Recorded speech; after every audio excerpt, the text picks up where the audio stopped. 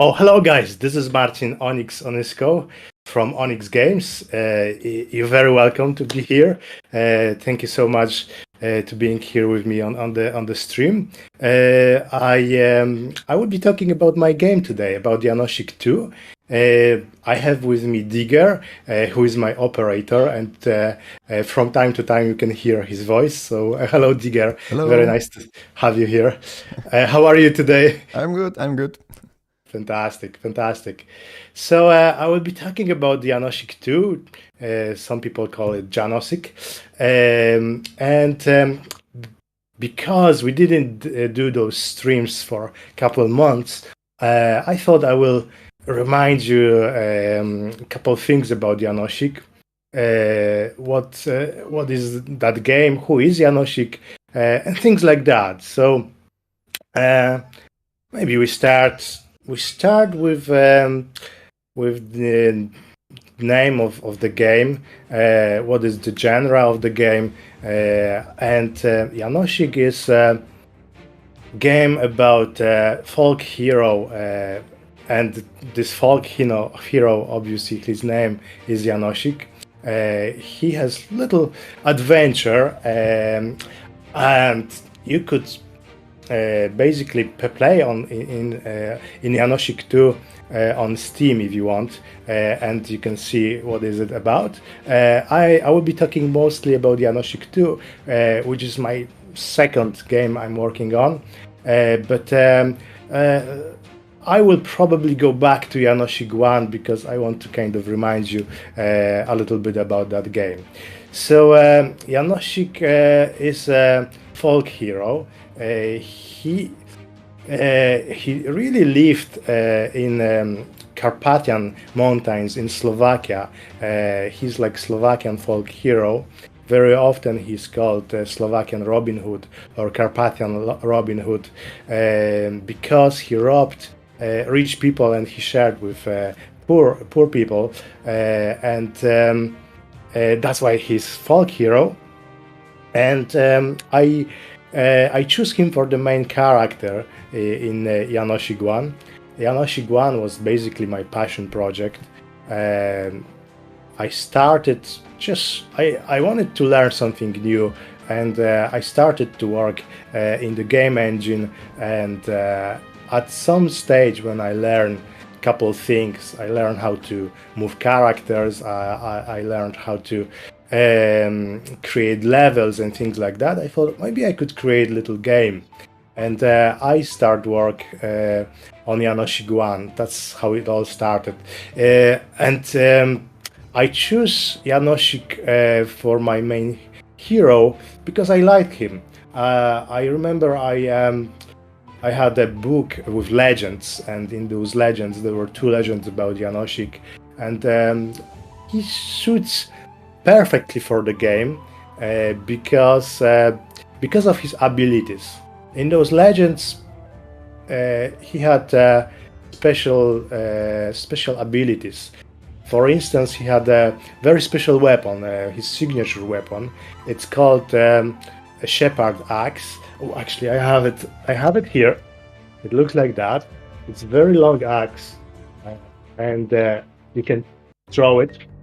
And according to the legends, he was able to use that weapon to jump over the trees.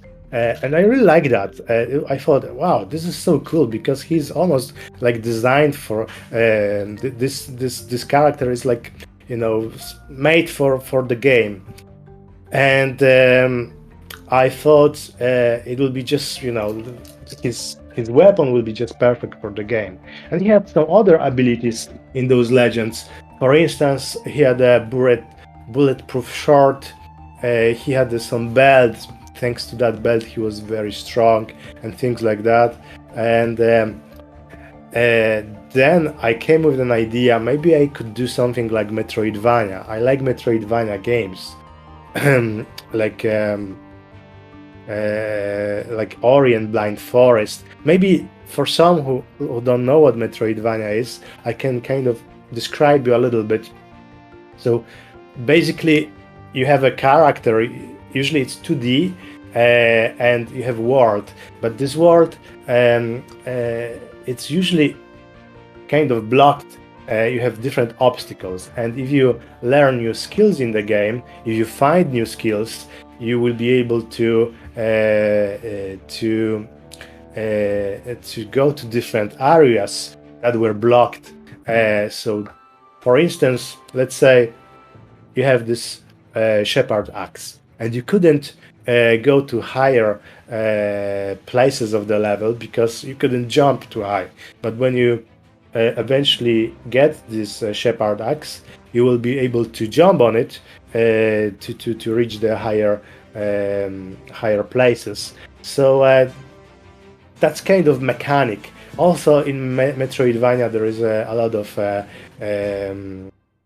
adventures and characters you meet, and there is some story behind it.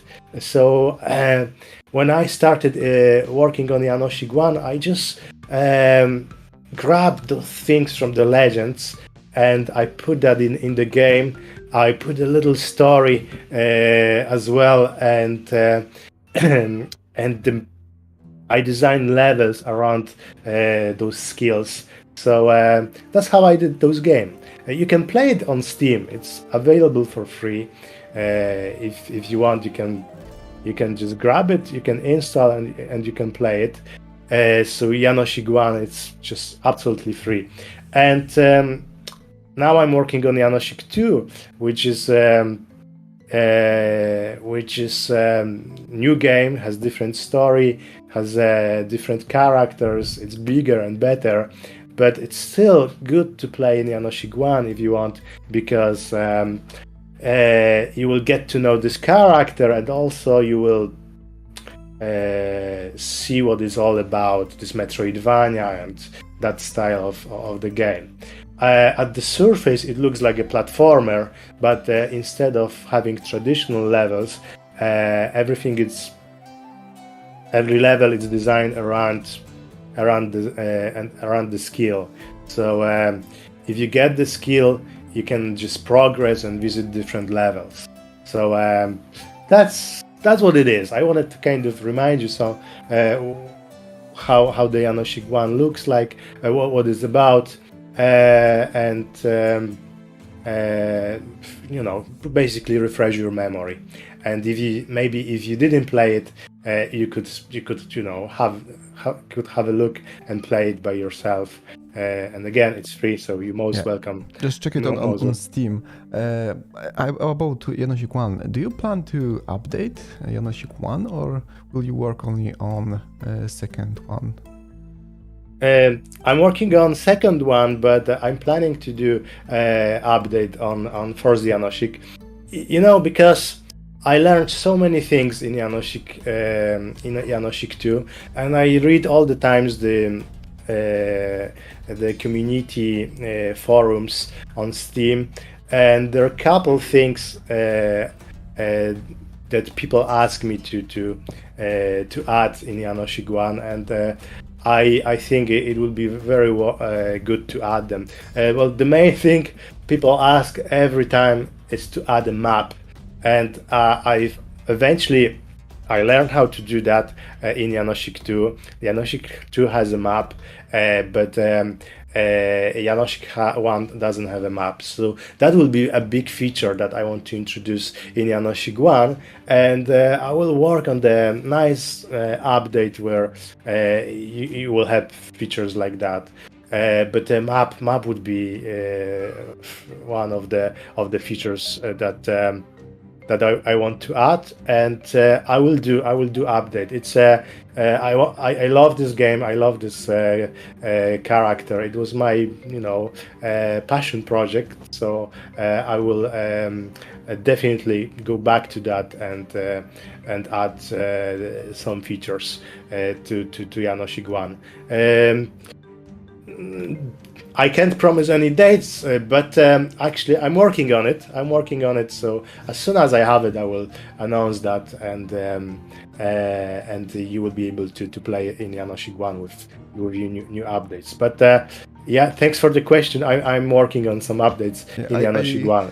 I remember from our previous streams that you were trying to say that creating map for the game like Janosik is really hard, and you were not so sure about putting the map or minimap in your title. But hearing right now, I'm kind of happy that you made it. I made it. I made Yes.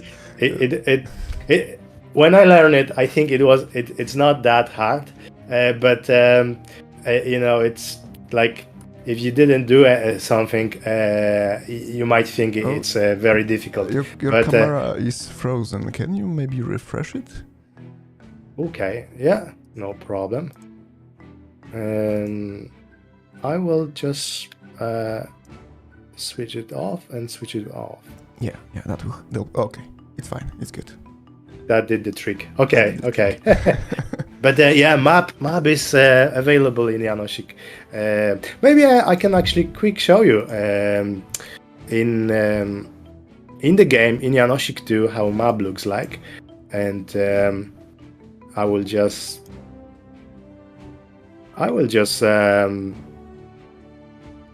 open the game, play it for a couple minutes, and you will see the map. Let's see. We do that here, preview layout, and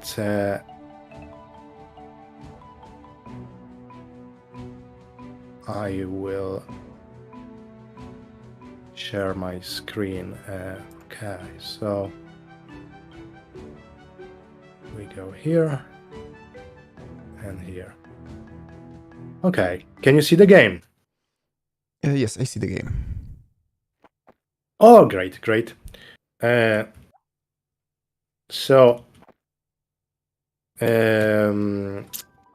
I don't have map yet. I have to get it. It's very close. So I just go there. It might take 2 minutes, not a minute. Oh, I'm terrible in my own game. Yeah, we know that. Yes. You've been dying a lot. I might die in the progress. Okay, but I try not. I died. That was fast. That was fast. It's fortunately it's very fast to restart the game. You don't have to wait too long. It's just a couple of seconds. There is map. There is map. Okay, we have it. So when I press M now, that's the map, and on the map you can see a couple interesting things. You can see the black thing on the map. It's the level, but also there are entrances to level. There are keys. You can see where the character is. So the green thing in the middle, it's representing character, and you can see which doors are locked. You can see a heart in right corner, right bottom corner. That's something you can find in the game.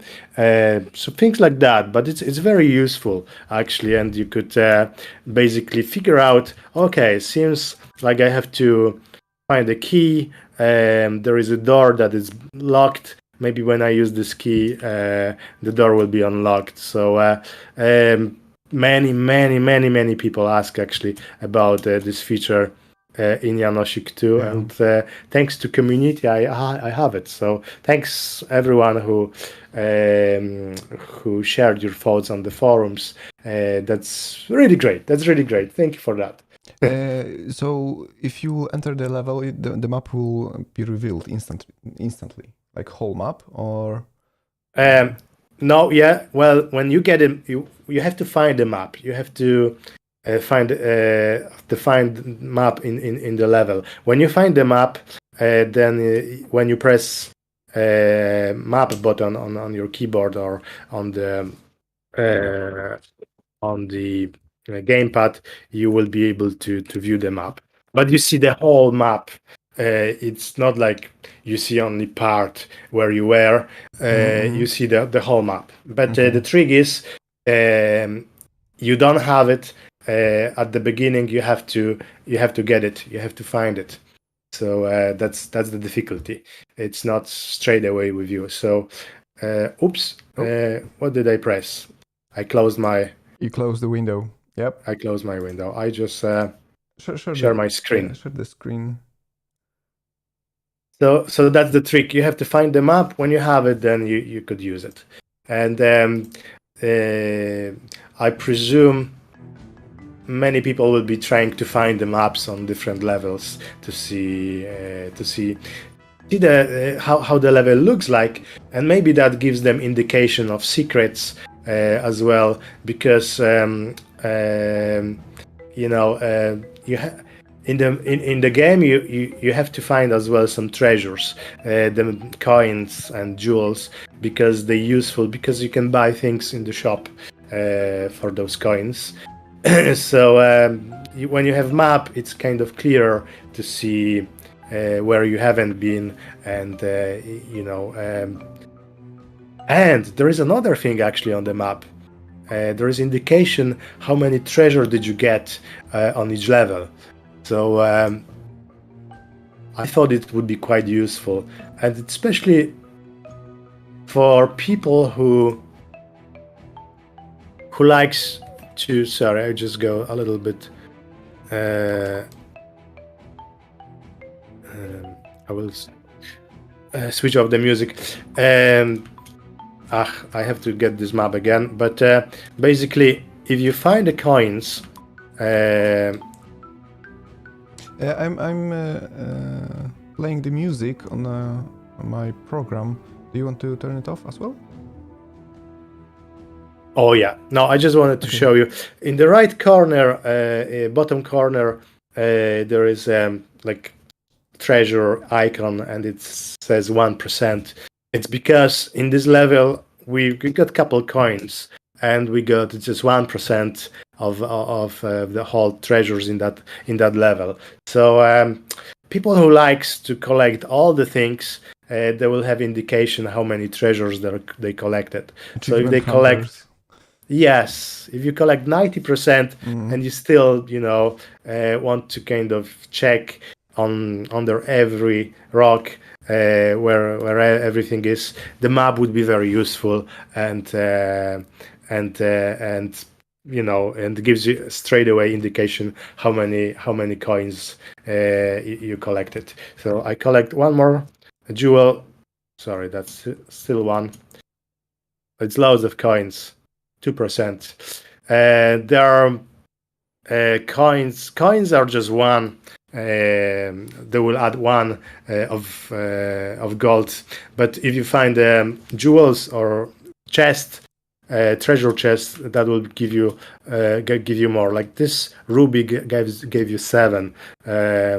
So now we have 3% of treasures. So I thought it's useful, and if at some stage you want to kind of upgrade your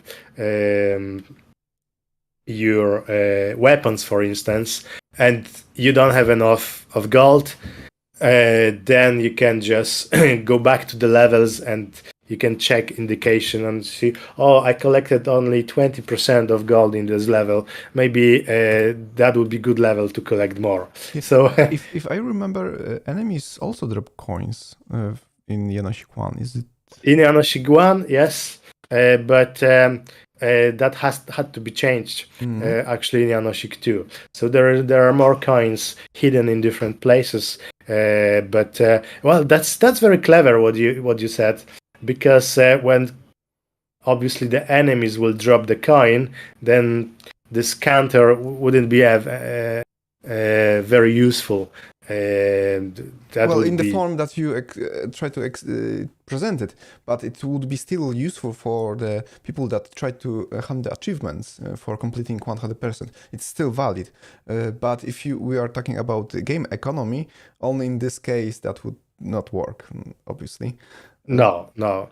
Now the enemies have different role. You can kill them or you can avoid them, but when you kill them, they will leave ammunition for your weapons. So of course, if you have the weapon, let's say you found a pistol in the game, and you have pistol now. So whenever you kill the enemies, there is a good percent of chance that when they killed, they will leave a pistol. So Can you minimize the Discord?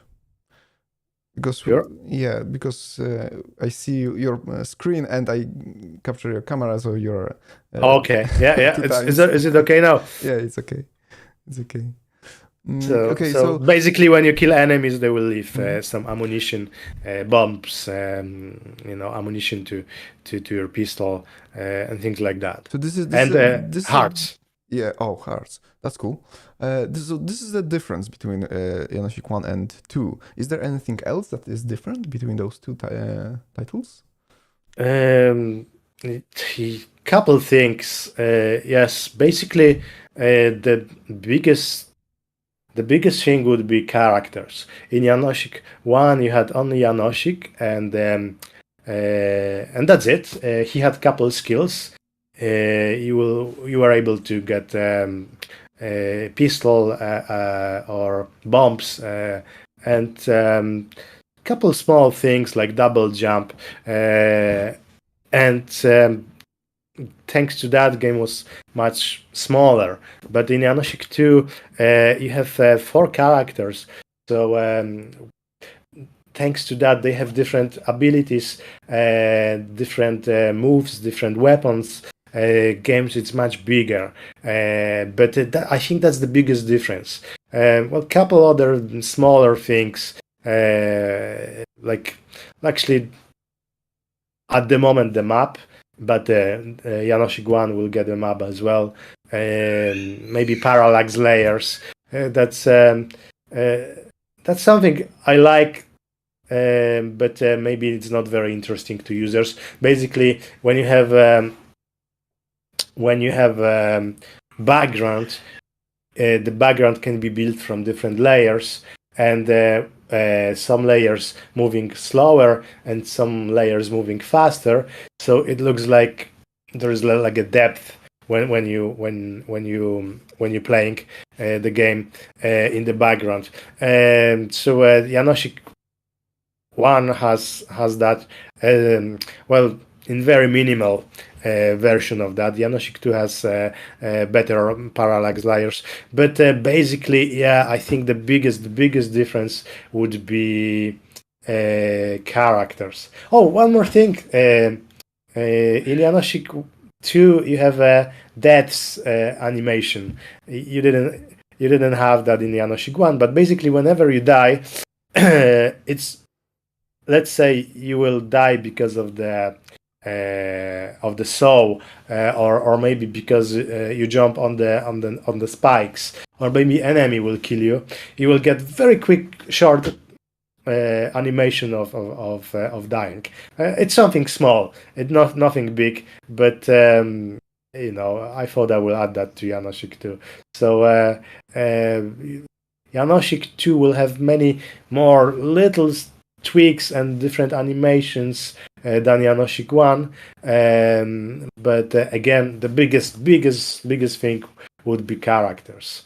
In Janoschik 2, we have four characters.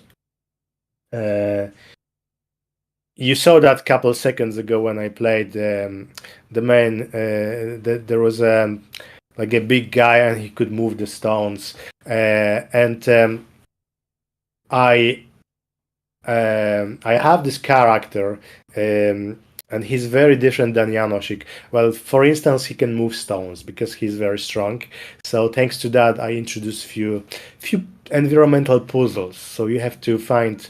You can move the stones. You can jump higher thanks to those stones, or move them on uh, switches so you can open some doors and things like that. So it's very cool. It's not only a fight, it's not only battles you have in Janosik 2, you have more exploration and a little bit of kind of simple puzzles, which is quite good. So thanks to that character, I called him Bogdan. Maybe I play a little bit, so you will see him for a couple of seconds. And then I will introduce you more characters. I will chat about one character especially because the whole chapter is about that character. But let's play a little bit with this werewolf guy. So I just preview my layout. Oh yes, I will just quickly change my screen. So that's that one. Digger, is it okay now? Yeah, Can you I see see? it. I see it. Okay, and you can hear it. Okay, well, when you start the game, you land in the prison. You don't.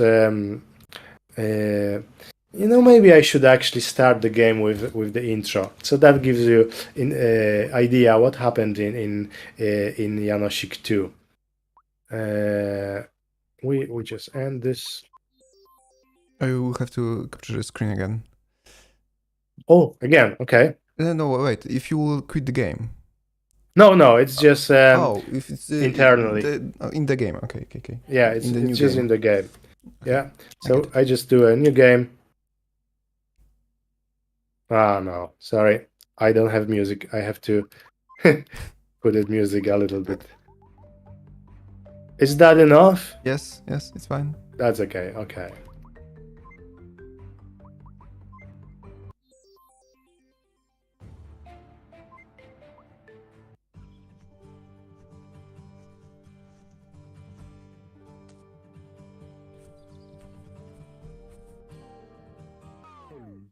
Oh no!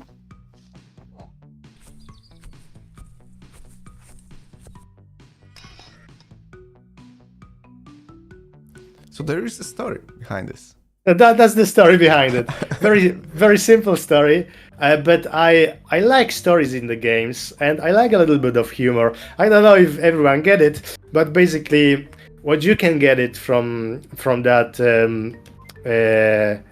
little intro that Janosik was captured. It was like a trap, basically, and he's put in the prison. Well, we can see him with the sword and in the at the beginning of the game you start with zero, no sword. You're just in the prison and you have to get out. So that makes sense because in the prison you shouldn't have any weapons. They should take it from you. It's just because I'm testing the game. I have to add different skills to test it. But when at the beginning of the game you start with zero skills, 3 hearts, and no weapons. So you have to find everything by yourself. Every single skill you have to earn it and visit different levels to have it. But basically, if you start the game, you are in the prison with someone, and this guy, it's kind of aggressive here. He's trying to reach He doesn't you. like us. Yeah, he doesn't like us. He has some mask. He has a chain, and if you go too close, he will try to reach you. But now what happened? The floor collapsed. So you've seen little animation of the mask that it's destroyed, and thanks to that, he's not so aggressive. He doesn't have any more chain. Well, he's unconscious, so he wants. He says that water, please. Basically, he wants some water. So we have to get some water, and when we go here, there is little door, and there's a little kind of a level, tutorial level, when you learn how to move, when you learn how to jump, what to do. For instance, You go left, there's press yeah, left. if you go left, exactly, but it says roll over, and you have to press X on my keyboard to roll through those spikes. So basically, you can if you go to those spikes, you will die. But if you roll through them, you will survive. So That's a secret. that's a secret. Secret Yes, room. actually, that's a secret. And that's another thing you learn, map.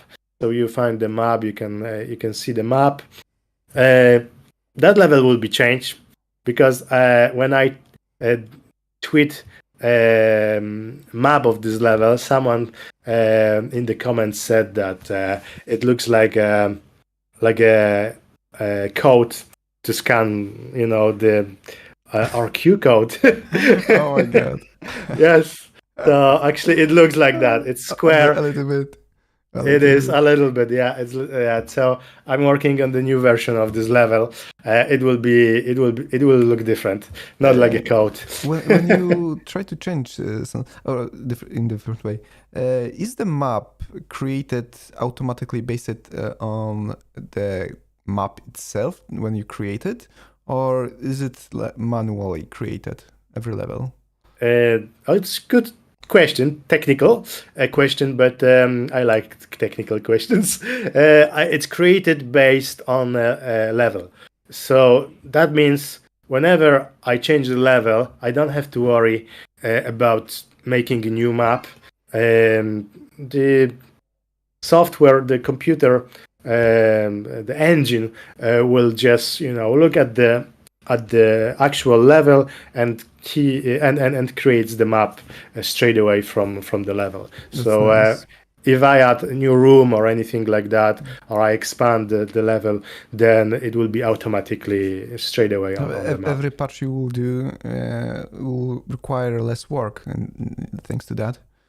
Exactly. And you'll just be able to do those patches faster if it will be necessary. That's nice. Yeah, well, it would. At the beginning, I didn't. That was my biggest, scare. How to make a map, and I came up with an idea that I have to draw them manually, and that was actually terrifying. really, terrifying because you had to, create manually every map, and that's terrible. So that saves me a lot of time. It's created in the fly straight away from the level. Basically, in this level, we have to find the water for this guy, and when you bring him water, he will join us, and we will be able to use his skills. At the beginning, he doesn't have too many skills again because he's in prison, but at least he will be able to move those stones, and those stones are blocking the way out of the prison. So the whole levels are designed like that. If you want to get a new skill, you have to find it. You have to go to the area where you can use the skill. It might be like moving stones, but let's say there will be a club, and you could use that club to destroy stones. So there are. It's classic. It's classic basically, but it's very very useful if you want to go to some areas which are blocked by stones. You can use the club, and all the levels will be like that. You have to really earn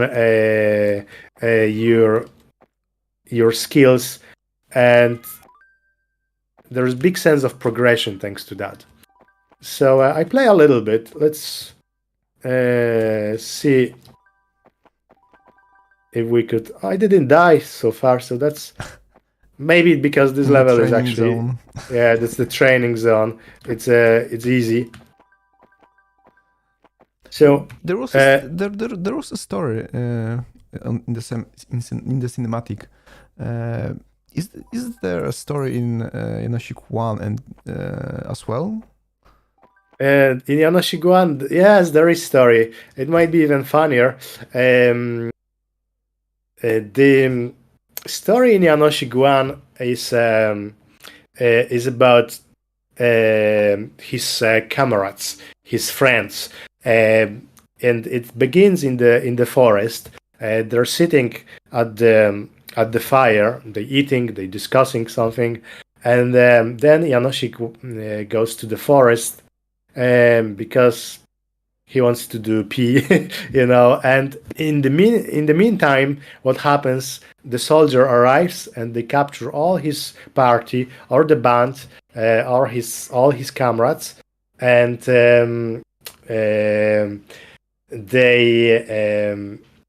they go to the castle. But when Janoschik is back, he sees there is no one there. He's whistling, and his trusty ship arrives, and he goes to rescue his band, his comrades to the castle. So that's how the story in Janoschik is. It's no not necessary. The Janosik 2 is not necessary continuation of Janosik 1. It's just different story. So you don't have to play Janosik 1 to play Janosik 2, but I highly recommend to see it. Because again, that gives you an idea how the game plays. So we found a key, and there is a door, so we can use it. It's unlocked now, and we can progress.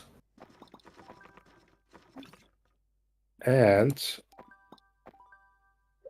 we roll through those spikes. Oh, Oh, you cannot go back through those stones that were crumbling under your feet, right? Can you you go? can. You can? Yeah, you can. Yeah. Well, I show you that in a second because there are more of those. You have to hit it from the. Yeah, whenever you touch it, Okay, okay. they will collapse. So you can hit them from the bottom. I thought this is one-way ticket. No, actually, yeah, you can see that here. When you Oh, touch yeah. them, they will just fall. So I tried. There's a section where there's a lot of those stones. Okay. That was good. I would fail here. You know, I failed so many times here. When you design the game, it's you have to just position those blocks, and you have to play it over and over just to make sure they're in the right position. The player will not stuck. They're not too high. So things like that. So that's why I'm so good actually in Yeah, that section. I know what you mean. I was creating. Ah, Jesus. There's a mod in Counter Strike 1.5, 1.6, where you had to create the platforms and you were jumping on them. It was Okay. easy, Yeah. called Easy Block or something like this, and I was a creator of those maps. And Oh, I was doing exactly the same thing. I was creating platforms, jumping on them all the time. so you had I to know, do a lot of yeah, testing I know to make what you sure. mean. Yeah. Yeah. Jesus. Now I'm stuck a little bit. Uh, probably bad design actually. There is block. Design. Yeah, there is this block on the top. Probably should be removed because it's blocking me for. It's kind of a little bit unfair. Whenever you go there, so actually I will make a note, and I will try to remove that little block. But it's design game. It's all about repeating and testing all the time, especially with the platforms. So guys, oh, that was in the plan. I don't think No, so. as usually, not really. Okay. So basically, if you play Janosik, you can be certain that the game is 100 possible to be finished. There is no way it's impossible because it was tested by the creator. Yeah. If you stuck, that's on me.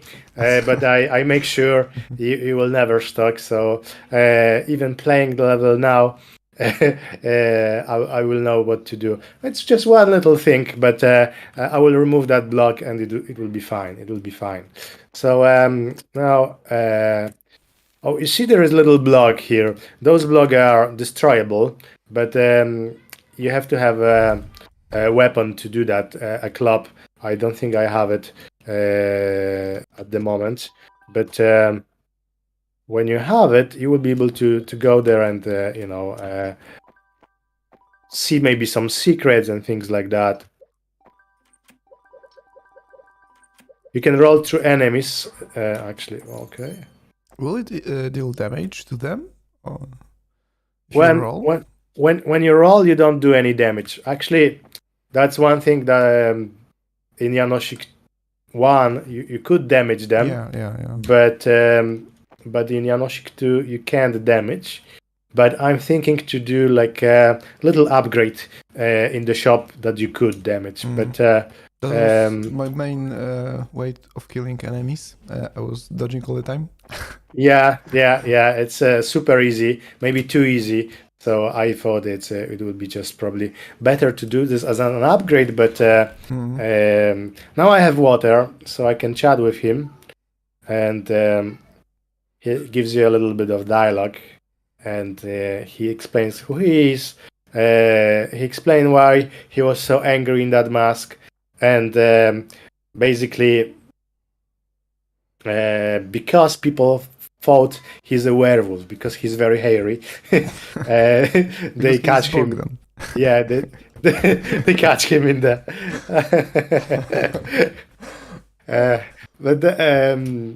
Well, anyway, we rescue him. Bogdan, that's his name. Yes, it's called after Bogdan from the series called what is it? Breaking Bad. Breaking Bad. Yes. There was back then. He was running a car wash, and he had amazing eyebrows, and I name him after this Bogdan. So, well, this little bit of dialogue. We can change characters now, and as you could see, you had to I'll finish that level. You had to find the water. It wasn't that easy. It took a little bit of to find that water, and you put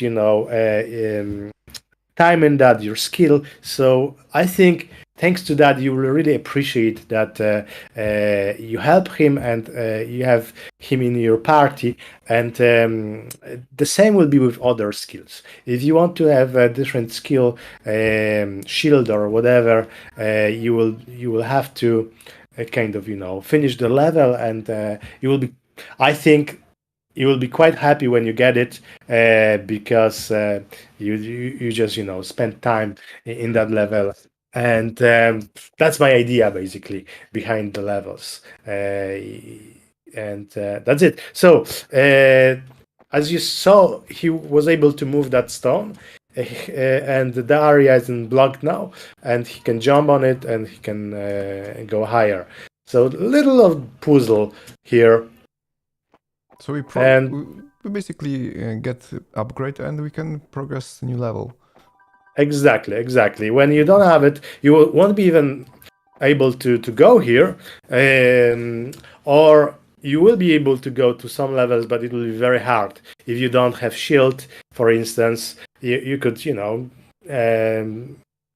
finish the game without shield, but it will be quite hard actually. And with the shield, it's actually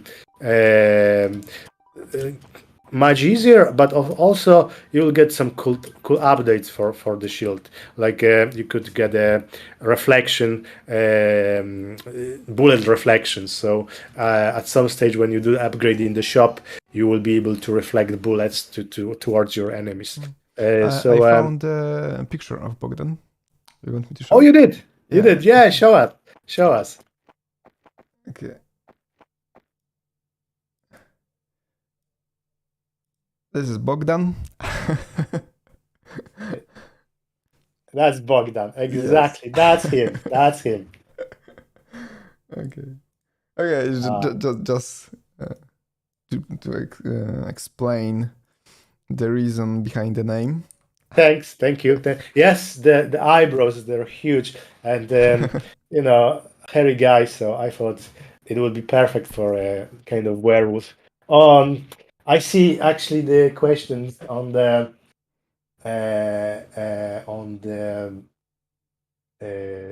Oh yeah, there was a question. stream. How many people work the game? I missed that. Oh, Small Bros. Hello, Small Bros. He said the smartest map I ever seen. Thank you. uh, it's it's very nice to hear that. And Rosaza 29. Hello. How many people work on this game? No, it's just me. I'm the main designer. I do most things by myself. If I can't do something, I will usually try to find help on some forums and things like that. Or if I'm useless with something totally, like with the music, I have an artist who can do music for me. By the way, the music is composed by Juhani Junkala. He's a really talented musician, absolutely amazing. So uh, thanks to him, we have wonderful music. In fact, actually, the music in Janosik 1 was composed by him as well. I found actually free sample on the website called I have it somewhere there. Website was called opengameart.org. So there is loads of different assets for the game, and most of them are free. And he put it music, and I thought it's just perfect for Janosik, and I use it in Janosik 1. But when I started working on Janosik 2, straight away that was my first thing to have. That beautiful music again, so I contacted Johan Junkala, and this time, of course, I paid him, and but it shows how good it is sometimes do things for free, because you might do something for free, but next time someone who liked your music could contact you and pay you for whatever you do. So that's what happened with the musician. Johan Junkala is my musician, and I'm so happy to have him. uh, Someone says it was about this level. It would be nice to generate the real QR and implement in the game. Uh, yeah. Well, but why? I'm. I don't. I'm not sure for what you generate those codes. I I think know you generate those codes in restaurants, so you can go on, online, give review or something, or see some information. But in game, any ideas here? yeah, I think it's. I saw something like this, and it was in form of DLC. And the DLC includes skin.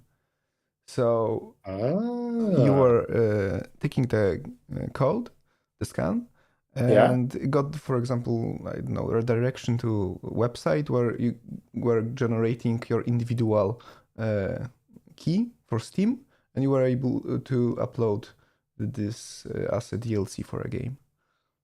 All right, right. So there is way to use them in the game. Well, thanks for explaining. I learn new things all the time. thank you, Digger. That's you never know. Maybe I will use QR codes actually because of that funny thing. But really, someone commented that, and he said, "I thought it's not a map. I thought it's QR code."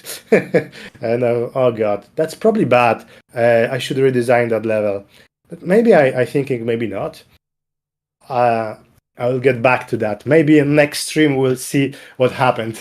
Maybe if I have different level, I will show, or maybe there will be some more ideas with the codes. So we'll see. We'll see what happens. So where we stand here. Well, I showed you. I showed you what the werewolf could do. Oh Did no, I? the screen. Oh yeah, screen. I I just think share my just capture your screen because my screen. yeah, Exactly. that will be the easiest way, I guess. That would be exactly the easiest way. So levels, maybe you can see that, but oh, we can see that on the Yeah, screen. we got it. That's how the levels looks like, and they're packed with gold. There's lots of gold, and because, like I said before, you have a shop in the game, and in the shop you will be able to upgrade your skills. So in the shop you will be able upgrade skills, but only those skills you got it. So the main skills you have to earn in the game. You have to beat the boss, you have to find it in the level, you have to sometimes get it in different way, but if you have the skill, then you can go to the shop and you can upgrade that in the shop. I quickly maybe show you the shop, how it looks like. And How do you make a game economy? Do you just throw thousands coins per level and assume that players will not gather all of them? Or do you like calculate every coin and for the next level you know that player probably picked only one or two buffs and thanks to that he can do something on the level? He cannot, for example, surpass it because he don't have this upgrade because he had no coins for it. my thinking was that it's good to do that around the shop. So and around those skills. So basically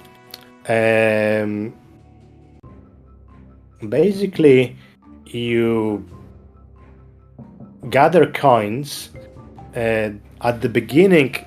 It will be maybe like 3 levels before you reach the shop, and when you reach the shop, finally the map will open up and you can go to different directions and things like that. But when you go to the shop, you should have probably around 1,000 coins, and you could get first upgrades. Probably you should get more than 1,000 coins, maybe 1,500. So you could maybe get first skill and start saving for the other one. But basically, it's just testing. Again, it's just testing. I throw the coins in the game, and I go through those levels. I collect coins, and I know how many it is, and then I see what should be the price in the shop. So I adjust my prices. It's probably will be still adjust. I need to kind of fix, well, adjust those prices in the shop, tweak them, and it will be loads of testing at some stage, and I will be able to kind of more precisely set the prices. So basically you just you're not doing any math, you just tested it by No, yourself. I don't do math to, well, I just do kind of what I want to do. So basically, I thought I played loads of games in my childhood where you collected coins, and I had kind of really a feeling that when you have loads of coins, it's more fun. So basically, in Janosik 2, I put loads of coins. Really, you can find them anywhere, but it's super fun to collect them. It's super fun to find secrets, and you have new treasures, and you have a reason to collect them because you spend them in the shop. And also, when you have a level and you see coins, it's very hard to resist to not go to different places. They kind of lead you there. So you there and you have, it's just couple coins there. I collect them and I will have another, I don't know, 100 coins. Maybe I will thanks to that, upgrade my sword. And in couple minutes you find yourself, you're not collecting these coins, but you just deeper there, you're starting new level, and then you go back after another 1,000 and you have more. So coins have different functions in the game, but basically I wanted to have loads of coins. I like to place them around the levels to kind of lead the player to different places. Exactly. And around that I built economy. I tweaked prices in the shop. So at the beginning the prices were too low. I was able to buy all the things I wanted after finishing 3 levels. So basically that was wrong. So I adjust the prices, and it was too high. So I adjust them again. I went through the whole game. It took me a couple hours to finish the game, here, and to adjust the prices. So that's what I do. I'm just constantly running the game. I'm checking how many coins I have, but it's roughly. It's not kind of really precise that you will have exact 8,000 coins in the game to let's say do all the upgrades. No, you will have probably if it's 8,000, you will have probably 8,027 coins or something. It will be some number, but I don't know even how many. I don't know. I don't want to count them. I have counter actually. It's running kind of behind, and you can see how many coins it's in the game. In fact, actually, we can check that. Basically, coins are used for guiding a player where he should go, as you say. And yes. It's also an indication where he already was, because sometimes because it's empty. Empty. It's empty when you don't see the coins. It's just empty, and you see, okay, I was here. And you don't go there, but again, this indication of how many percentage of treasures you founded in the level, that gives you another idea. So you can maybe don't see coins here, but you press map button and you see, okay, it's probably much more coins in the level, but I have to still tweak it. I have to probably, tweak the whole economy a couple more times to make it perfect. It's probably one of the hardest things, because you really have to go through the game couple times. It's very time consuming. There are 2 options: or you will really precisely set the number of coins you can put in the level, or you just have to test it. There's just no other way. But if you use the specific number of coins, then you cannot use this as a guiding mechanics, as you did in this game. So in your case, you probably have only the choice of testing all the time to set the price in the shop correctly. No, because you want to place them kind of around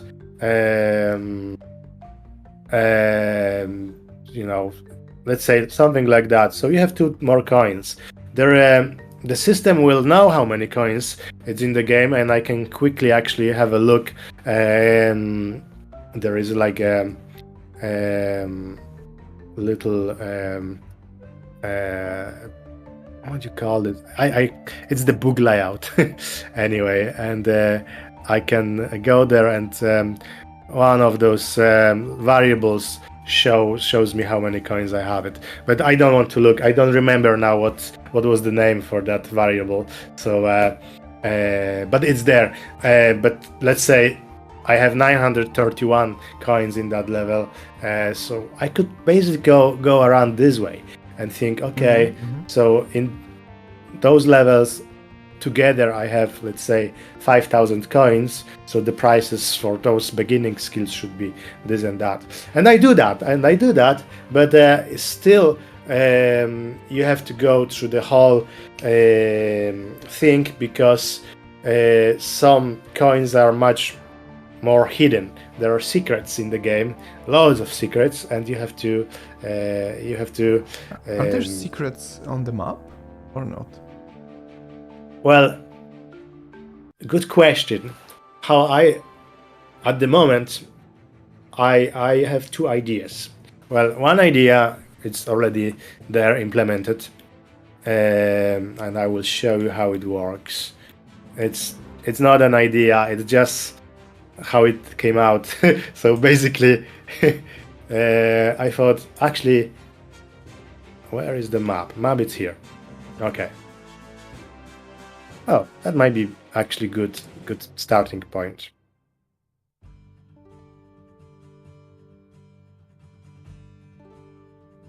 Okay. So we got the map. And can you see the mouse pointer? No, Yeah. probably not. Yeah. I see. Oh yeah. Oh, and the viewers. So we are here. We collected the map. And as you can see, there is water. You can jump to the water. You can go to the door, for instance. And in the real game, here we have some blocks, which is strange because on the map you don't have it. So actually, that's the secret. That's how you're supposed to go here, find the secret, and get the map. The map is visible. Well, it's not big secret here. It's not big secret because you see the map. It probably should be quite obvious. It's the beginning of the levels, so it's not a big secret. It just gives the player indication. Actually, I will start again to show you the other way around. So when you start the game, you hear and you see there is a map. So you try to reach it. And basically you go through that secret, and that's that. So what I'm saying here, the secrets are not visible on the map. Well, or they are. It's kind of, you can't see on the map that's blocked those blocks of secrets. So if you're quite clever, you just look at the map and you see there's supposed to be a wall here. But on the map, there is no wall. So what's going on here? There should be secret. So basically, that's how you can figure out that there is a secret. Okay, but is it the way you want it to be, or do you want to be all the secrets to be secrets, like for people to find them by licking the walls? Well, I don't know. Actually, that would be something that I will decide probably at some stage. At this stage, it came out like this. I thought I will leave it as it is because maybe players will be looking at the map, and it's still quite difficult to lick the walls, and it's still, even with the map, it's quite difficult to see if there is wall or not wall. So basically that might be good indication, but it is like it is. I didn't do anything actually to make secrets. In Janosik 1, actually, there is little fly. It's golden fly, and it's around the secrets. But I thought actually it's a not great idea, because when you figure out that around the secrets there is always this little fly, you will always know that there is a secret. So the secrets are not secrets in Janosik 1. You will always look at this little fly, and you will know. Yes, yeah. So it doesn't So matter. basically, I removed all the flies, but Oh, I there thought is no you kept the flies, and you no. have okay. Well, but now I'm thinking about adding flies again, but as an upgrade in the shop. So if you pay, for an upgrade, you will be able to see the flies and see the secrets in the world. Riku is also suggesting to add different hidden areas, but they will not be on the map, and maybe those will be visible thanks to the upgrade. Maybe that was another idea, actually, to have something that you can do an upgrade and see on the map that there are treasures, some icons maybe of the treasures on the map or something like that. But as well, yeah, what Briku said, it's very, very interesting. Having secrets that don't have map hints will be a good idea. Well, at the moment, my secrets, they don't have map.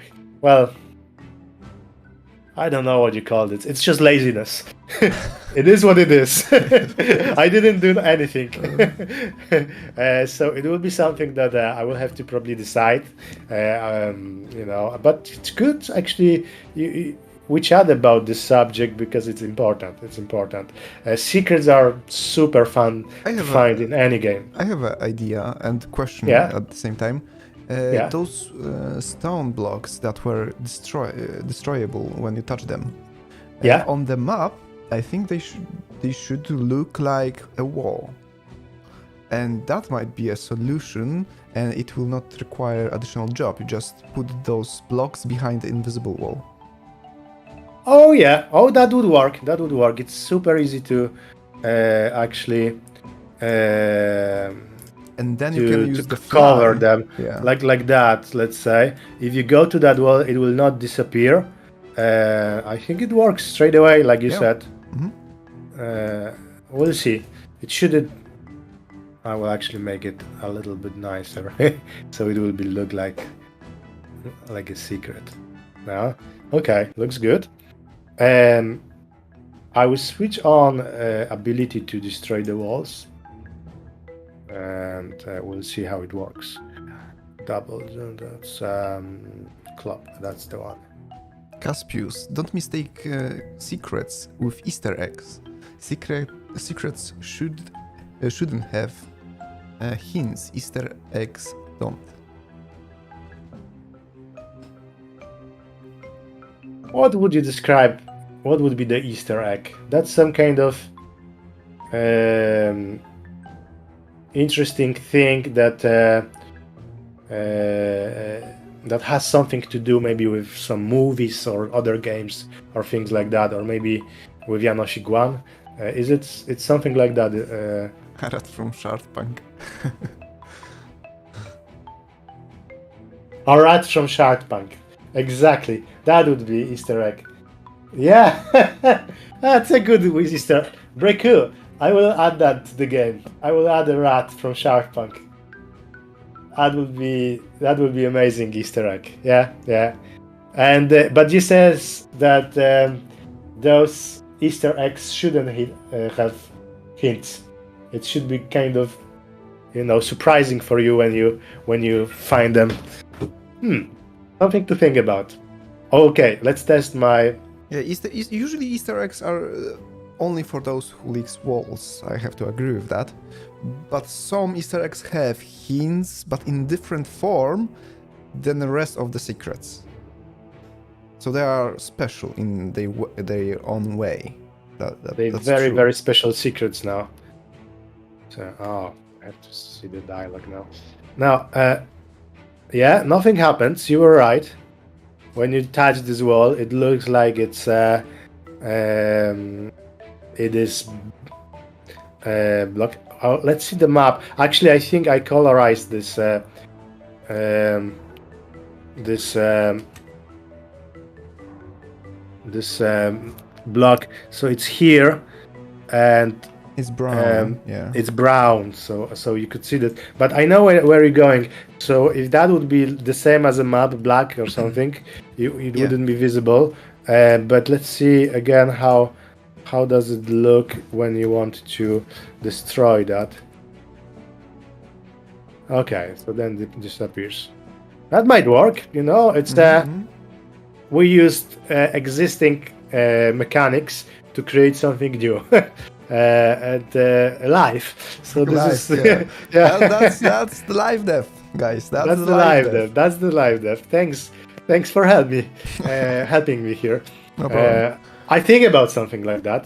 Yeah, but I found this actually very useful to have it blocked, and you couldn't, you know, it doesn't disappear. So I like it. I like it a lot. Very good. Okay. So yeah, basically that's another example of the mechanics. When you find this club, you will be able to destroy walls and visit again different areas that weren't visible in the game. And oops, Jesus, I forgot about this guy. Oh! The poison. Oh, you can show the animation of death actually. You were Oh, I mentioning- could. Yeah, I could. You know, I will do a little save first. So we'll see what happens. It's on the black background, so No, you died. he died, but on the black, it's not very visible. He became like a black that dust. was visible, I think. That was visible. Yeah. I Okay. think. Well, Okay. we can show it again if you want, but. No worries. No. I was- like poison much more, because there was this skeleton you were doing. It was cool. Yeah, the face, like school. Yeah, that was creepy. I liked it.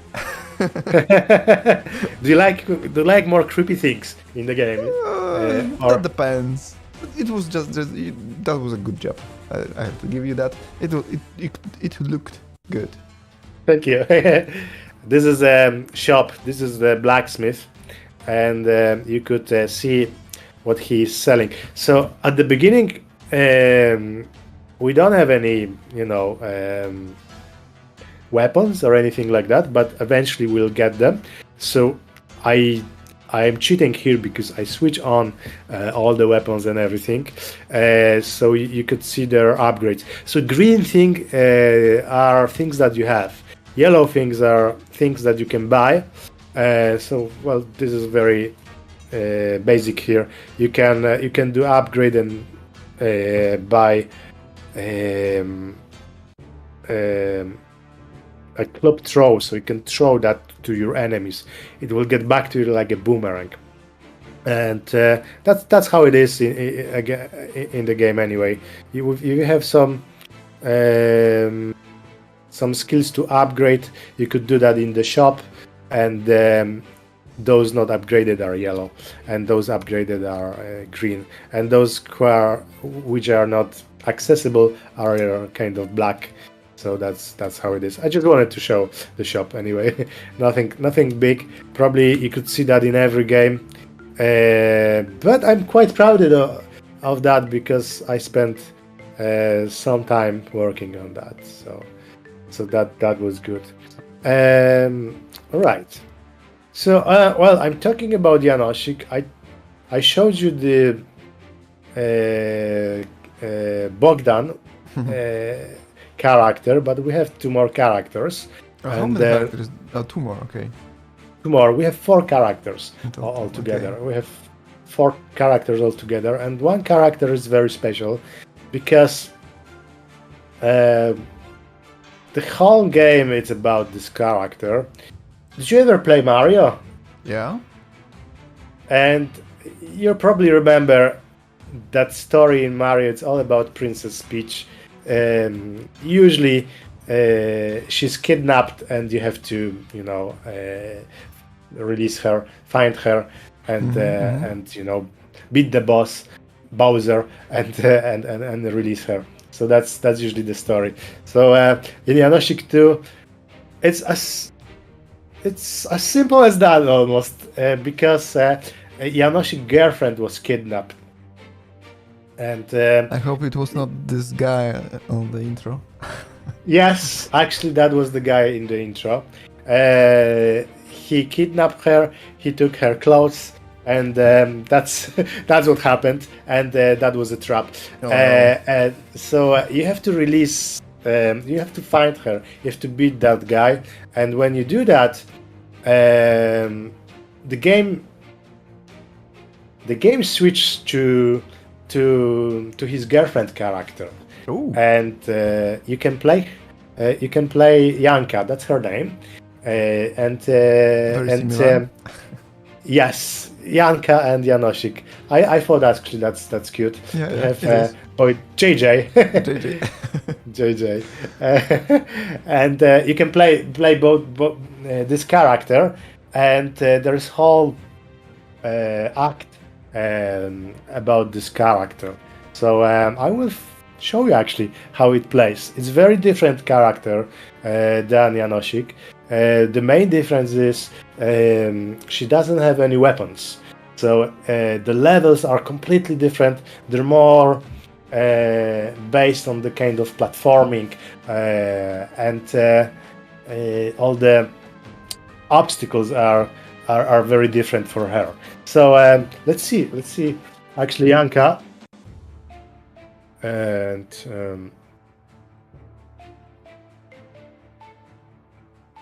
I don't want to spoil too much of the story, so I will not tell you how it happened that you play her. But basically, what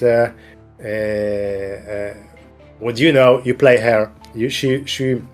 She starts in place called Very Dark Caves, and sorry, I should switch off Janosik, and then we'll be able to play Janka. Okay, so I go to here.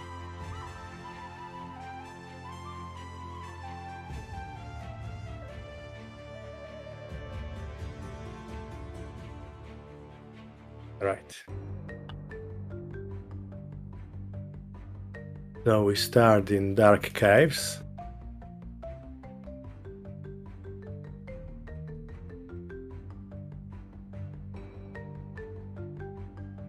Is it okay with the sound, or should I switch to? It's good. It's good. It's good. Don't, Okay. Don't make too much, switching. No problem. So with that's her. She doesn't have any weapons as well, and she again starts with kind of zero skills. And we have to find different skills and make progress here. So it's kind of second beginning, because it's second beginning. Yeah. Exactly, it's second beginning. When she goes there, basically it's too dark, so we have to get out of this place. And it's like, again, second beginning, like you said. I like what you said. And get out of those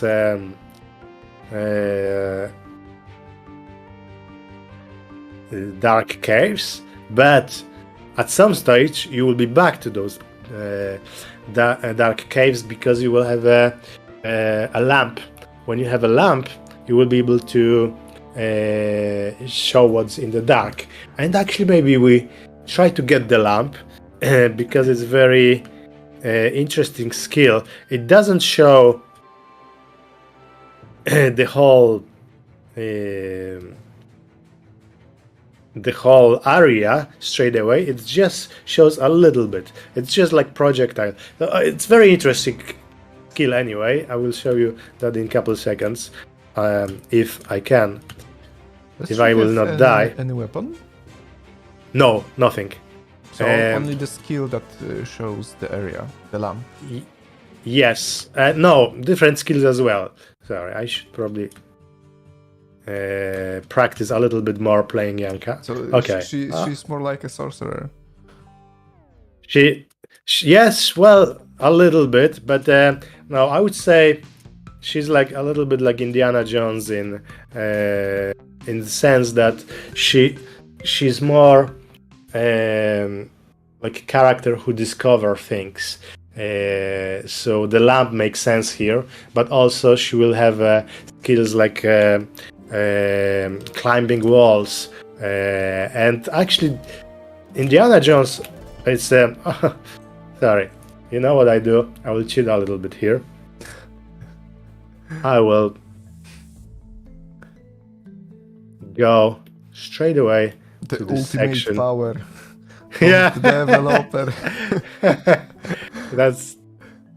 that's what it is. I just go here and I don't have to go through all that level. Did I tell you that in my family I'm the worst player, and Your sister is the best, right? my sister Yeah. is the best. Yes, she's a great player. Did you create She's fantastic. the shop? Sorry? Did you create or your sister create the shop? We were Well- a second ago. No, my sister did a loads of testing, but my brother-in-law helped me create the shop. Oh. He's a programmer, and actually I asked him a few things. He looked at this engine and he gave me a few ideas. And with the shop, he was quite actively helping me.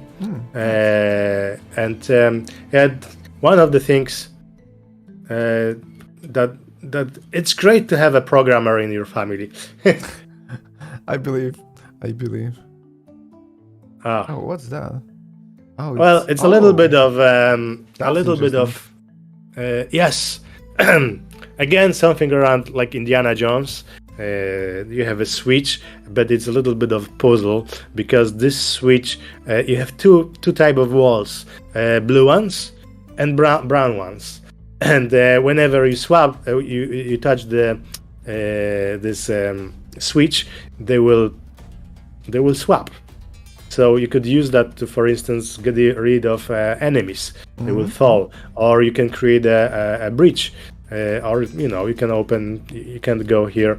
So There are many useful things you can do with that. yeah, a couple of different things you can do with that. If you're creative, you will be able to do lots of interesting things. The poison. Do you have animation for her? I mean, the dying? Because you have to create for Yes. every character, right? Yeah. So what happens when you get poison? She will, die. But basically, you will have like, she goes very slow. Oh, I found a secret. I forgot about the secret. You don't know That's your so own cool. secrets. Oh, No. it's on another map. So this secret.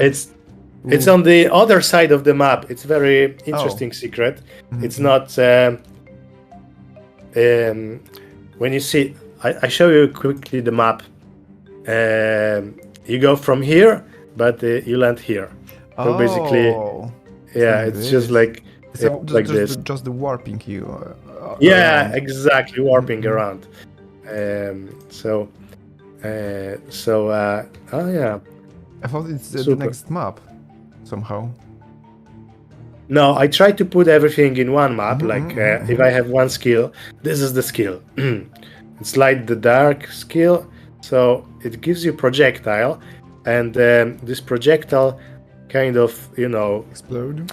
explode and shows what's in the dark. A flower. So yeah, it's all about exploration with Yanka, and that's how it works. If you not careful, you will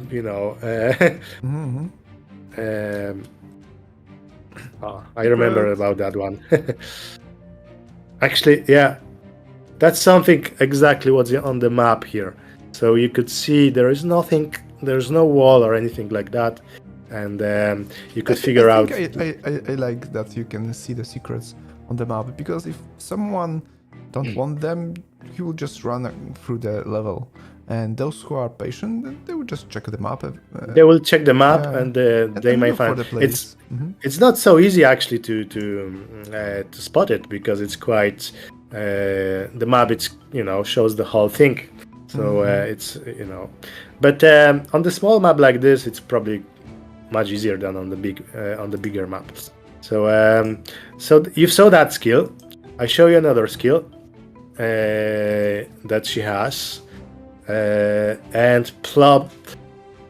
My sister played that game, and that skill gave her loads of frustration. But I like it. I like it. It's climbing walls, and we go to. Well, this is big level. When you say climbing walls, I have Meat Boy in my head. Midpoint in your head. Meat Boy. Meat Boy. Yes. He was jumping. He could jump from wall to wall, and yeah, that was painful.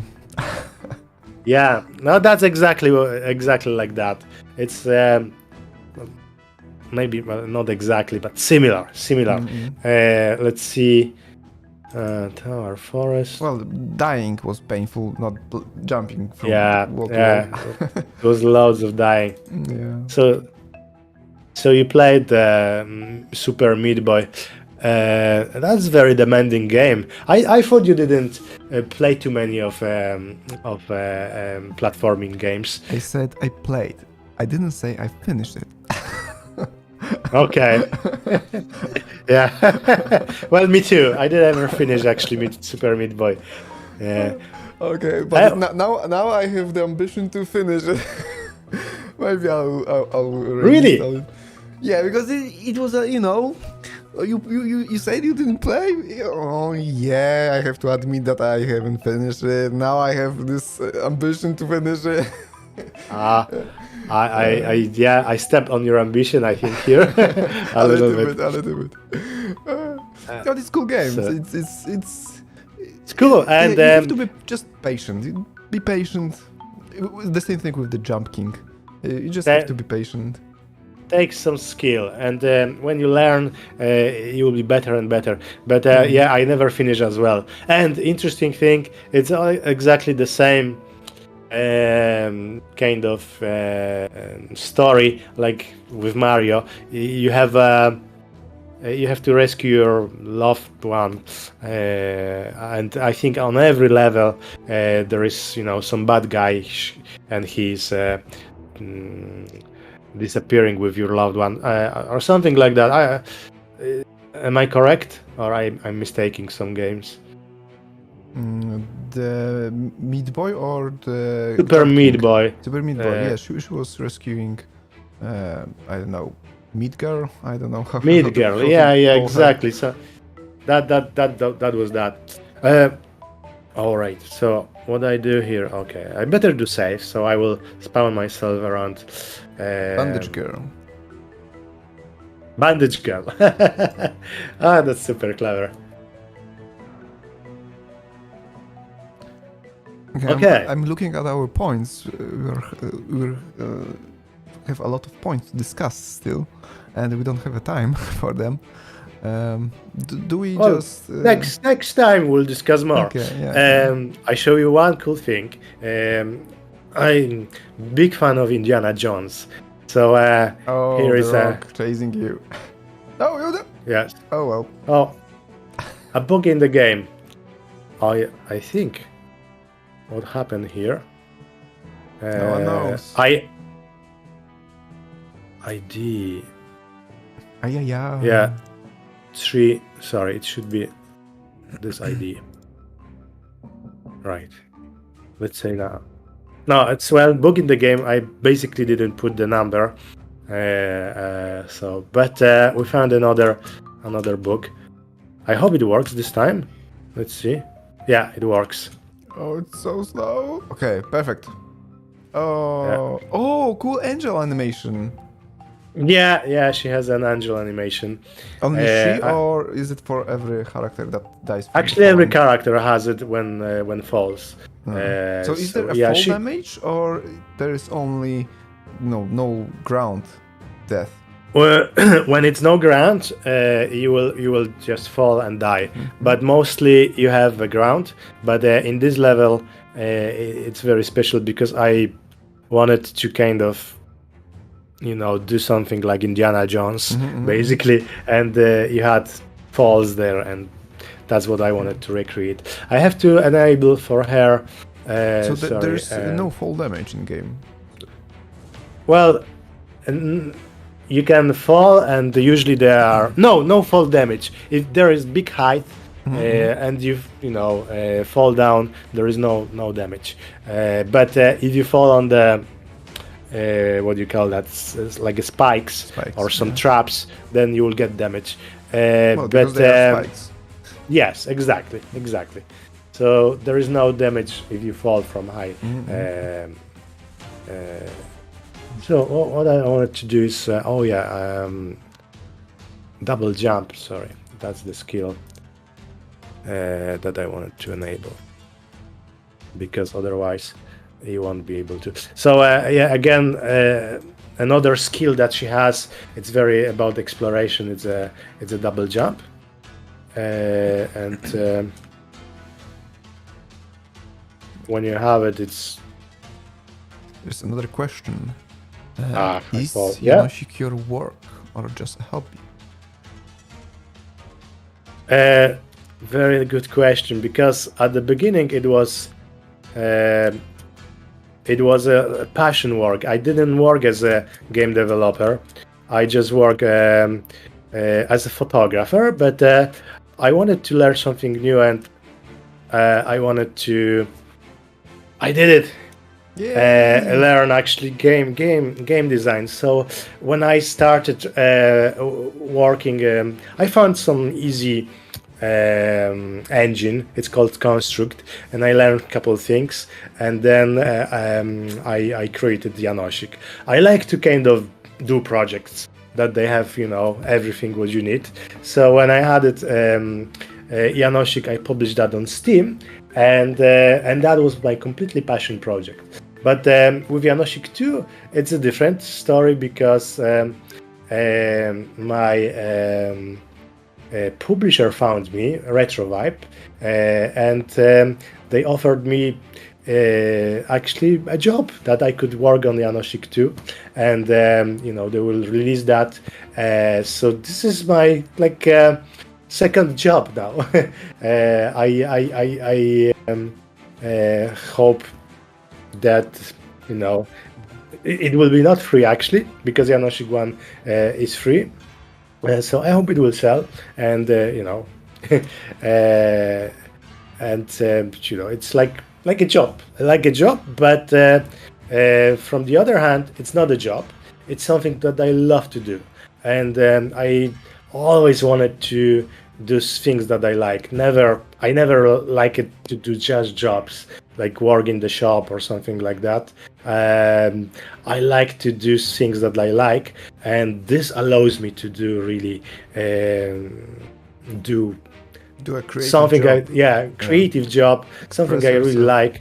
Yeah. I have some feedback from community as well, which is fantastic thing.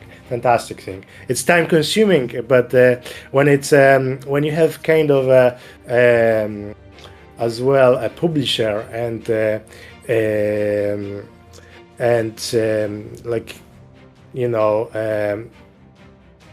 like security as well, that you don't spend just time and making just another free project, and you will get paid for that, you will sell that.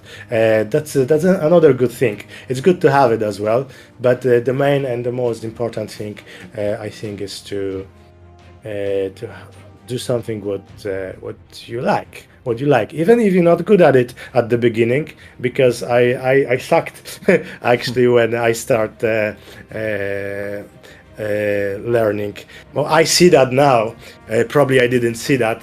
I thought, I'm so good, I can do this thing and that thing. But I see how bad it was when I look back. I learned so many things. But eventually, if you like something what you do, you will learn how to do this properly. And I'm happy with that project. And so I wanted to show the skill that it's similar like in Super Meat Boy. You just stick to the walls and you can go high, and Super Meat Boy. yeah, something like that. Oh Jesus, what I did. I died Again. again. Guys, get used to that. You will be dying as well. Jesus, what was that level? Double Trouble? No, this one. Rolling Stone? That one. Okay, so I placed my character here. That's so good to be developer. You don't have to progress anything. You just place your character close to the skill that you want. And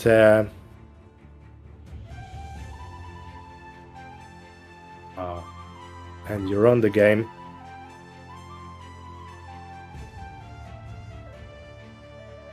I should save it, so now I'm safe. I should be more careful with those traps. Right, yeah, okay. Good. That's good. Nice. I did it. So that was easy, actually. The real trouble will be here, because you have to get there. So the levels are designed to use that skill, and well, that will be easy probably here, but you have to do something like that. So in the middle of, going there, you have to do things like that. And even harder will be to go here, because you have to, stick to that. And it's you slowly going down, when it's not like you slowly going down if you stick to the wall. So it's not that easy. So we have 4 hearts. Actually, that will be very useful now. The traps are very different as well than in Act 1. They're kind of more designed for oops, Jesus, for this character. So it's the whole game. It's very based around the skills. The whole levels are designed around different skills. If you get the new skill, you can progress in the level, but you have to learn how to use it. As you can see, you have to learn how to use it. Well, actually, that I should jump on it, because I left the space there, so it's not that difficult. Oh, come on, those spiders.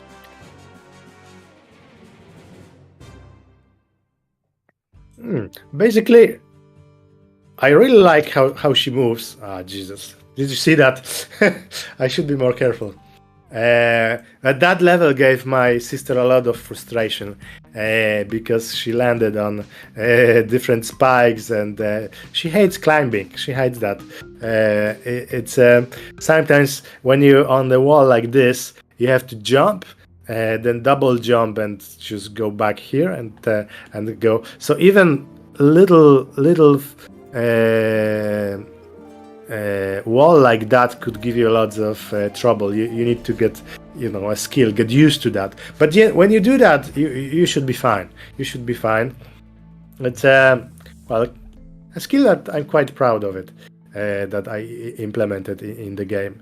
And I will show you one more skill of Janka. Well, it's not a skill, it's a thing in the level that gives you different gameplay.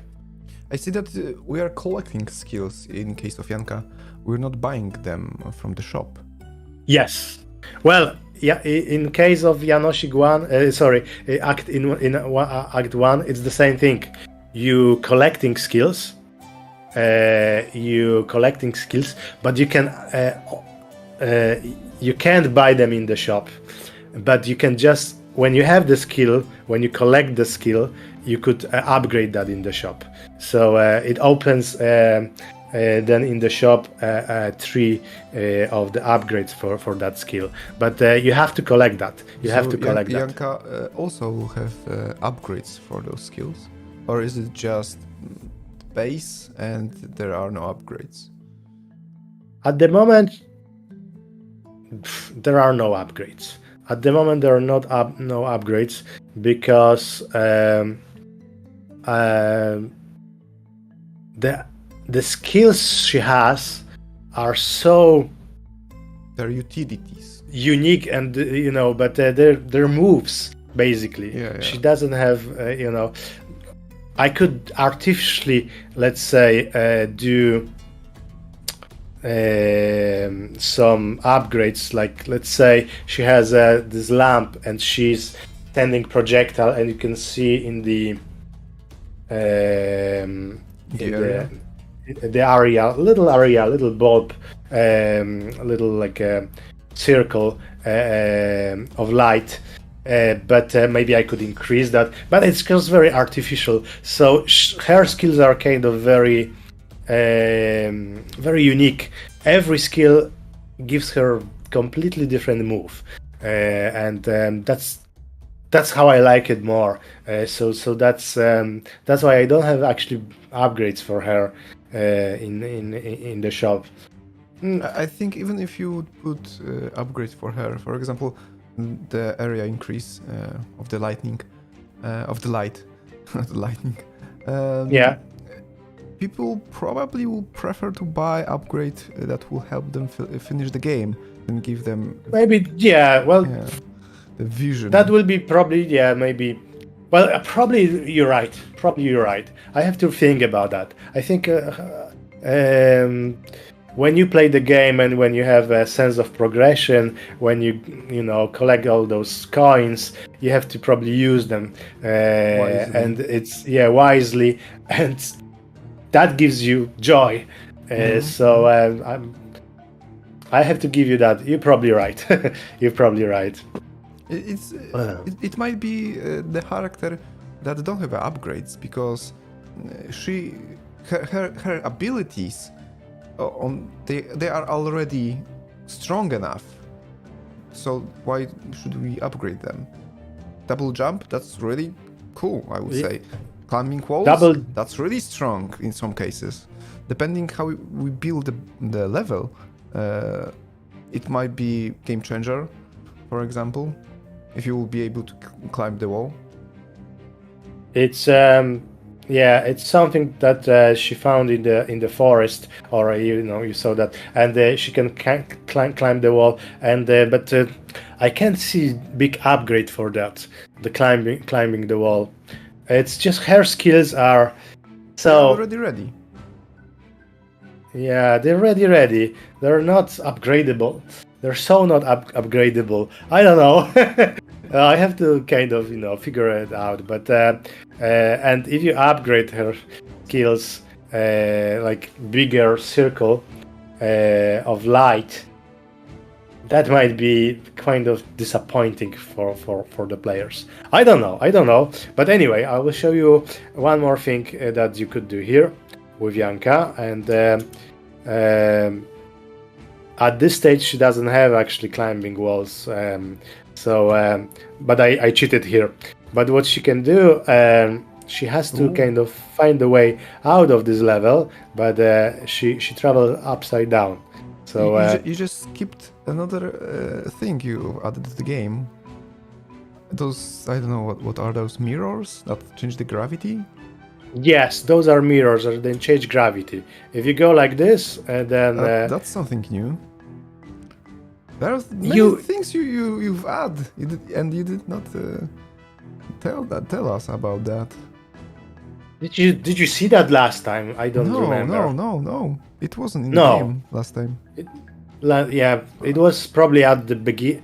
I probably was testing that or something like that. I think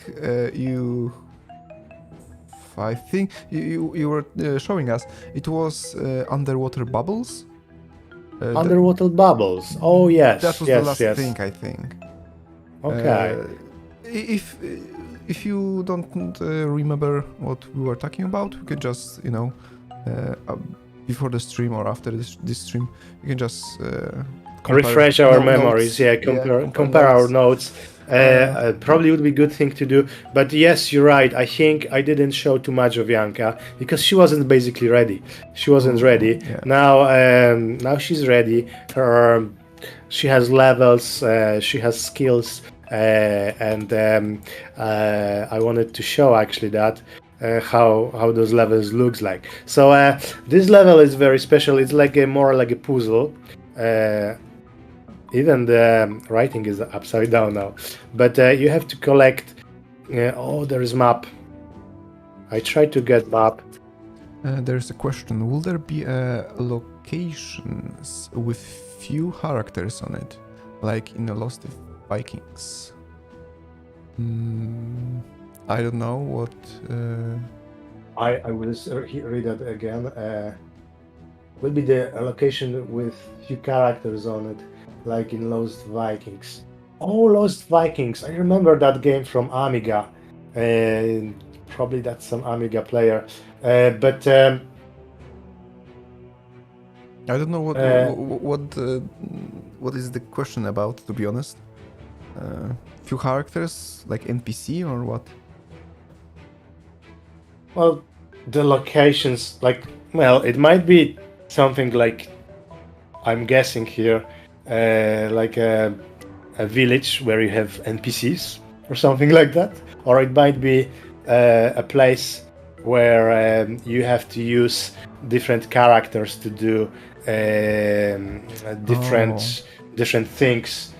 So maybe it's something like that. In Lost Vikings, you had 3 characters, and you were playing them at the same time, and you were swapping between them. So let's say one was very strong and he was holding the stone, and then you swap to the other one. But they did not disappear from the screen. They did not disappear. They were on the screen, so the other 2 could go below that stone, and then let's say the next obstacle.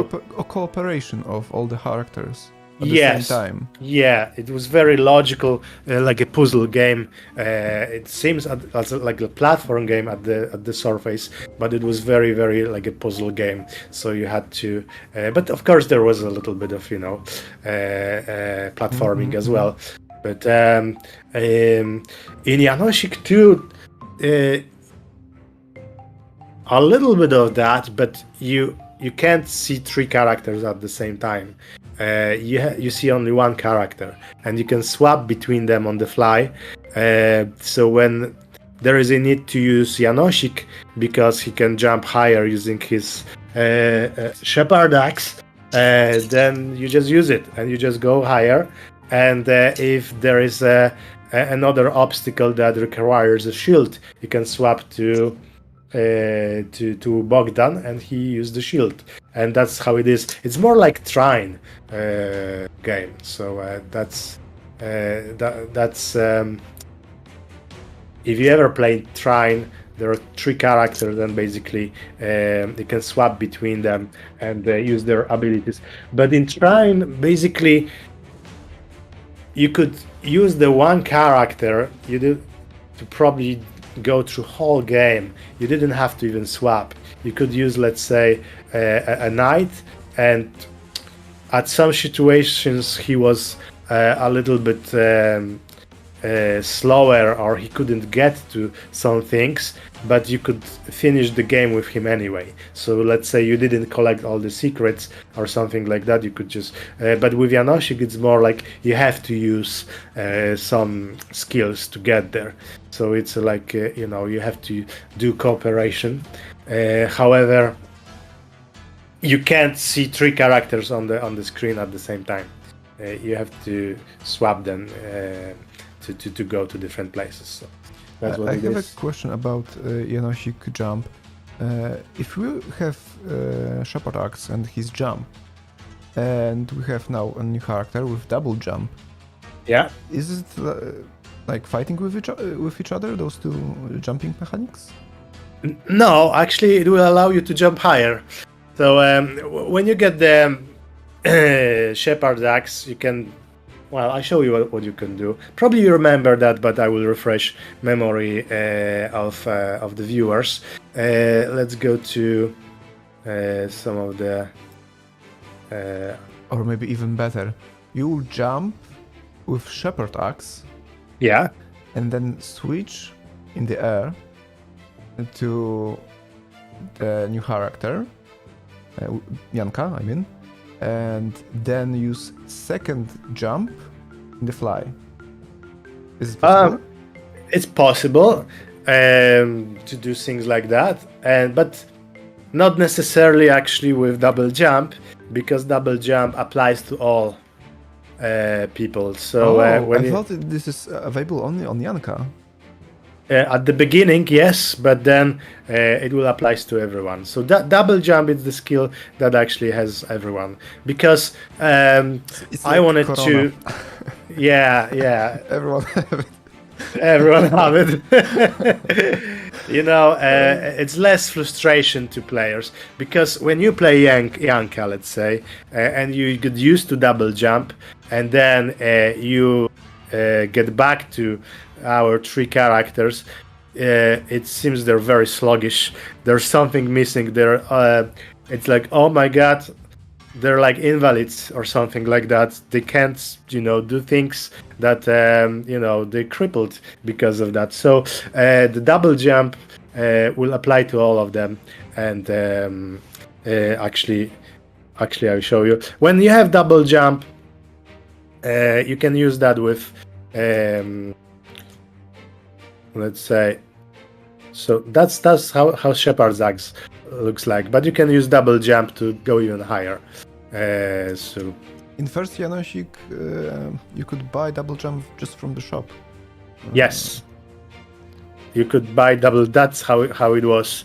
Janosik 1 is actually a very different game in that sense, because everything you got, it was from the shop, and here everything you get, it's from the levels.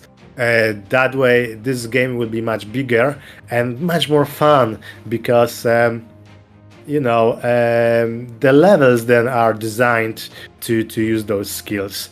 Well, in Janosik 2, to be fair, they were designed as well when to use the skill, but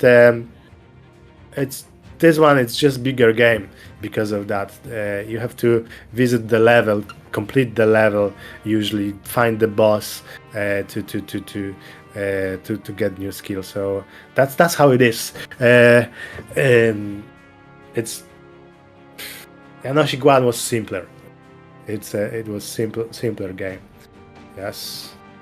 But anyway, what you ask, actually, can I use skills to kind of, let's say, swap characters? And you could, let's say you could jump on this Shepherd Axe and use the shield to, let's say, block things. I don't know if that's useful here, but you could,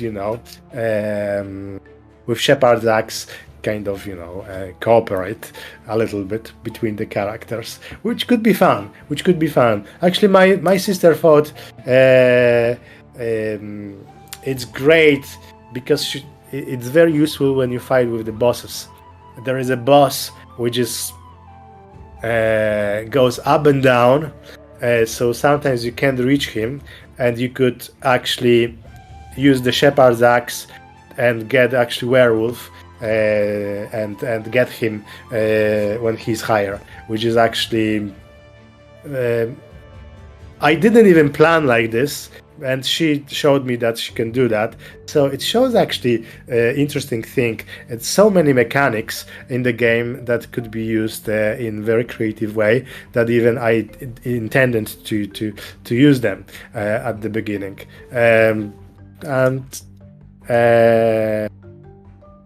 And I like that. If players will find new ways of playing, of playing characters, unless those are not books. If that's a book, then that's should be fixed. But if it's a new, different, interesting way of using skills, that should be cool. He has bumps, so maybe bump could be interesting thing to use on the Shepherd Axe. I have to try this one, and I will see how it is, but I have to find bumps. And I have to switch on that skill in my skills. Alright. And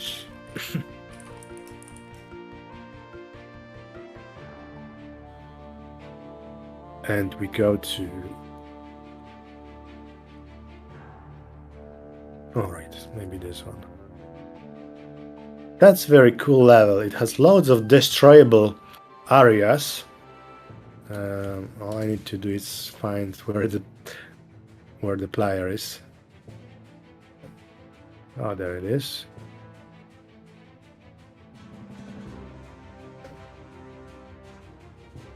Okay.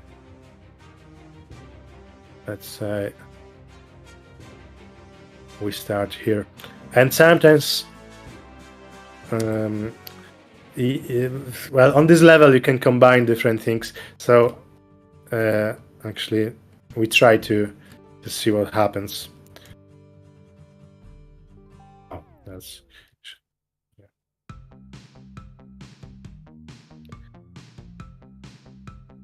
So we have bombs. And let's say we try to use werewolf and You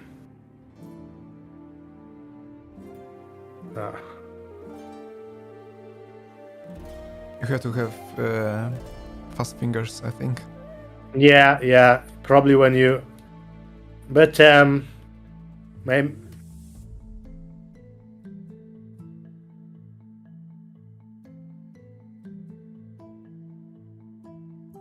What you could do, for instance, with werewolf, you could use it like cheese. I thought I would get that. You could use his club to play golf a little bit. Let's say with the bombs. So interesting level here, but I think I'm looking at the time here. Yeah, I was just going to mention. Yeah, it's 8 o'clock, so we're talking 2 hours almost. So it's probably very boring for now for all the viewers here. I just want to ask one more question on the end. Yeah. Is there a date for release? Date for release? No, I aim to release that in this year, but we don't have a date yet. Well, the game has to be finished. Also, it has to be tested. So I imagine that will take some time as well and fix all the issues. Thanks to Retrovibe, to my publisher, I will have access to testers, which is super useful. And as well, we want to add some languages like all the popular languages, so that will take time actually to translate the game. But we still aiming to release that game this year. So if I have more information, I will let you know. But I don't have. Okay. Is there a version we can play? Oh, actually, yes. I should mention that. Thanks, Digger, for asking. There is demo version on Steam, so you can play Janosik 1, but Janosik 2 has a demo version, and you can see how the werewolves behave in that game, and check it out. What's the difference between Janosik 1 and 2? Have a look, enjoy, play, please. Kaspicius said it's not boring. I think it was entertaining. Thank you very much for your kind words. I enjoyed that anyway, so thank you very much. I had good time. Thank you very much, Digger. Next week there will be another game from my publisher, from Retrovibe, and you're most welcome to be here on the stream. The looter from Tactical The Dogs. Looter, yes, from Tactical Dogs. Brilliant game. So I'm looking forward to it. And I will see you then in month's time. So I will show more things what happened during that time, more upgrades, more new skills, different levels, and for now that's it from me. Thank you very much, guys. It was so nice to be here. Thank you, Digger. It was brilliant to chat. I really enjoyed that. And well, that's it from me. Thank you very much. Take care, Thank guys. you guys. Bye bye. Bye. Cheers.